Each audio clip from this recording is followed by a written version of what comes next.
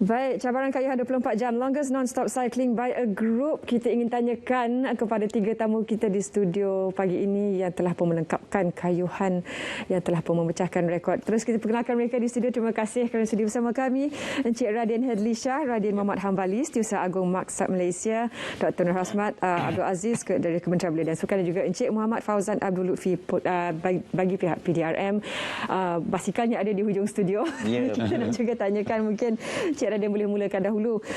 Matlamat dari segi penganjuran itu, longest non-stop cycling by a group ini. Okey, Zaliha, kalau kita tengok menurut kepada Public Health Malaysia, mengatakan rakyat Malaysia ni obesiti yang tertinggi adalah di Putrajaya. 43%. So bila kita tengok ni, bila kita cerita pasal Putrajaya ni, orang akan kata pejabat awam lah. Untuk itu macam kita nak try untuk balance skala antara kerja dan juga beriadah. So yang inisiatif yang kami buat ni, kita nak menunjukkan lah pejabat awam di samping kita bekerja, kita perlu balance lah, work-life balance antara kerja dan juga beriadah. Kita bawakan visual di skrin semalam 24 hingga 25 Januari mungkin.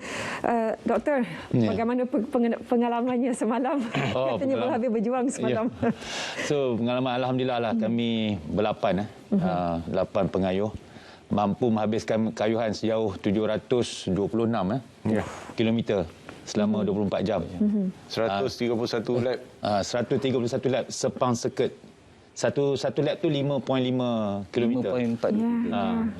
So, memang pengalaman dia yang paling tough bila dah tengah malam lah. Dah 12 malam, because tu our time tidur. So, ada yang terlelap juga tu.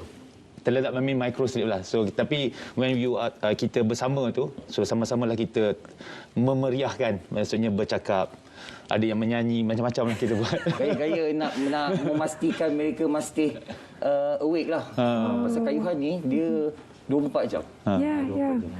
Persediaan, yalah, ramai juga yang pasti menganggap bahawa kalau dari PDRM mesti fitnessnya memang berada di tahap yang sangat bagus. Encik Muhammad Fauzan, bagaimana pengalaman dari segi persediaan untuk terlibat dalam aktiviti ini? Bagi kami, memang kita orang dah membuat latihan lah. Macam untuk kita orang setakat ni ada dalam MBOR ni ada 8 orang kan rider. So yang 6 orang tu merupakan atlet negara yang full time. So yang lagi 2 tu seorang lagi pegawai anggota polis dengan wakil DBKL juga dengan 8 orang tu. So memang yang full time, kita orang full time. Macam Cik Asmat pun dia half full time lah, kira dia bekerja dengan berkayuh. So yang 5 orang lagi yang macam kita orang ni dari PDRM, atlet negara. So memang kita orang dah berlatih dalam full time. So memang tak semestinya yang full time ni macam kita orang berkayuh tu kena lengkapkan full time tu lah. Ketika melalui lap demi lap itu, pernah tak terfikir halfway tu? Apa yang saya buat ni sebenarnya? Bagaimana untuk meneruskan motivasi tu? Bila idea ni diusulkan oleh Dr. Asmat ni lah kan, dia kata, sebenarnya kita nak menunjukkan semua ke-8 pelumba ni, kita panggil pelumba ni, menggunakan penjawat awam. Penjawat awam. So bila dia kata 24 jam, saya kata, diorang ni 24 jam, kita orang ni yang dekat luar nak standby tu apa kena 24 jam juga. Kan? Bukannya diorang saja yang 24 jam. So dari sebab dari persediaan tu, kita kena ada feeding team, medic team. Teknikal nak tukar. Betul. So kami pun sama-sama 24 jam berjaga untuk memastikan rider-rider ni in order lah. Dan bagaimana keadaan seket dalam ketika persediaan, ketika meninjau kawasan sebelum memulakan kayuhan?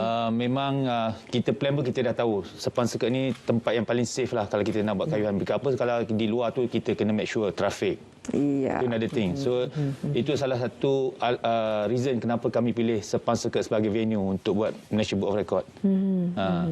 Dan bagaimana saling motivasi dengan kata ada yang menyanyi, ada yang micro sleep.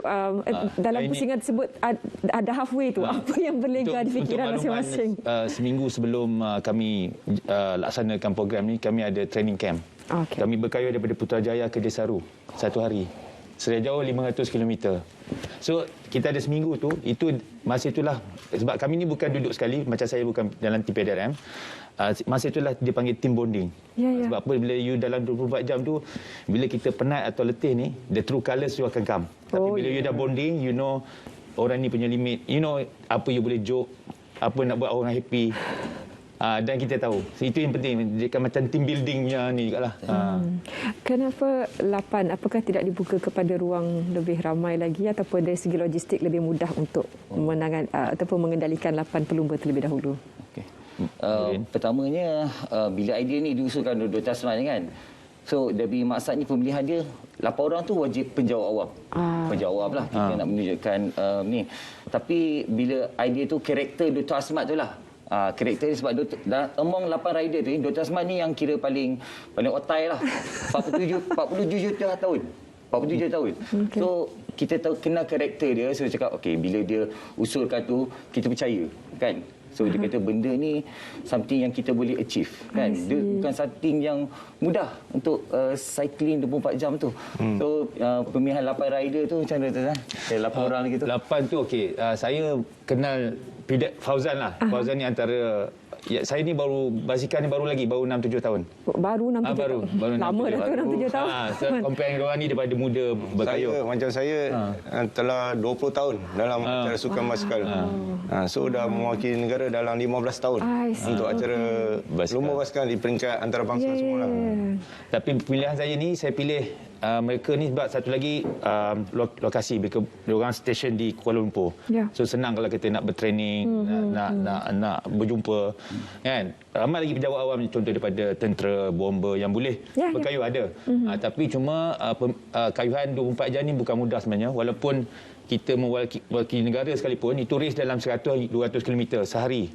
Tapi ni dalam satu hari tanpa tidur, tanpa consider tanpa rehat, kita berhenti untuk semayang, tapi consider tanpa rehat tu 700 km bukan perkara yang mudah. Bagi saya pun macam atlet negara yang dah lama kan. Dah banyak kali banyak kali untuk kejohanan antarabangsa pertama. Memang yang untuk 24 hours memang sangat mencabarlah. Dia tak sama macam kita pergi perlumbaan apa semua. So ni untuk bagi acara 24 jam ni memang ketahanan lah. 24 jam sebelum kayuhan tu, apa yang pelumba buat? Paling penting kita punya pemakanan lah. Makanan dan tidur. Rest lah maksudnya. Sebab apa, bukan kata sehari, 2 minggu sebelum tu kita punya lifestyle tu kena ubah. Bukan ubah lah, untuk kita kena kondisikan untuk make sure 24 jam tu kita boleh bertahan. So dalam 24 jam ni lagi satu kita pakai mental kita. Yang lain semua walaupun kita dah lengkap, so kita punya mental tu kalau tak kuat, kita akan mulai give up lah. Nak start satu, nak habiskan tu. Bagaimana pula dengan tajaan pihak-pihak penaji yang juga tampil untuk memberikan... Dari segi masak ni, kami bersyukurlah ada pihak-pihak swasta lah kan, yang sudi membantu daripada Orbit Cycle bagi kru-kru dan juga mekanik, daripada Prime Full, daripada Sport Addict, daripada Beetroot, daripada Donor Kebab. So yang sponsor-sponsor ini banyak membantu masak lah. Di samping itu je, kami sebagai sebuah agensi kerajaan, kami juga menerima sedikit sokongan lah daripada SIC sendiri dari segi venue dan juga ISN lah. ISN lagi menyediakan doktor, masua, fisio bagi memastikan pelumba-pelumba ni sentiasa bersedia lah bagi untuk program ni. Untuk masa hadapan, doktor, pelumba perempuan tak ada. Tak ada jadi ni. Ini merupakan kata kayuhan 24 jam ni yang pertama yang dia officially. So insyaAllah akan datang ramai lagi, kita akan bukan create, kita akan wujudkan something menchange jugalah. Ini sebagai permulaan. Titik sponsor kita jalan. Ada sponsor jalan. Merupakan titik permulaan. Ini memang saya suka cetuskan something yang kadang-kadang orang kata macam tak boleh buat, tapi bila kita dah high performance athlete ni, nak push our limit. Dalam 3 saat berbaki ini, Cik Fauzan, apa kualiti yang perlu ada untuk seorang terlibat dalam sukan ini, terutamanya untuk melakukan cabaran yang anda telah lakukan 24 jam lepas? Kita mesti ada fitness lah yang tinggi, lepas tu kena training, kita kadang-kadang ada disiplin akan diri, so pemakanan apa semua faktor mengambil kira untuk ni. Sebagai setiausaha masak, bagaimana pula kehadapan ini untuk mereka yang ingin mencuba dan pastinya untuk memastikan keadaan keselamatan, kesihatan mereka berlengkap yang baik. Sebagai masak, hasrat masak sebagai badan yang menganjurkan kejohanan sukan bagi atlet-atlet penjawat awam, kami berharap penjawat awam ni work-life balance lah. Dia kena balance antara kerja dan juga beriadah. Bagi memastikan produktiviti itu terjamin. So untuk kita pastikan kita punya produktiviti, kita kena memastikan badan kita sihat lah. Baik, terima kasih tahniah atas cabaran yang telah pun dilengkapkan. Semoga menjadi motivasi untuk ramai lagi di luar sana, walau bukan berbasikal sekalipun, aktiviti untuk memastikan work-life balance itu sentiasa dapat dicapai. Ada sekali perlu kita periksa sebelum kita keluar berbasket itu tinjauan kaji cuaca. Jadi kita terus bersama Mat Malaysia untuk keadaan cuaca di Malaysia. Silakan.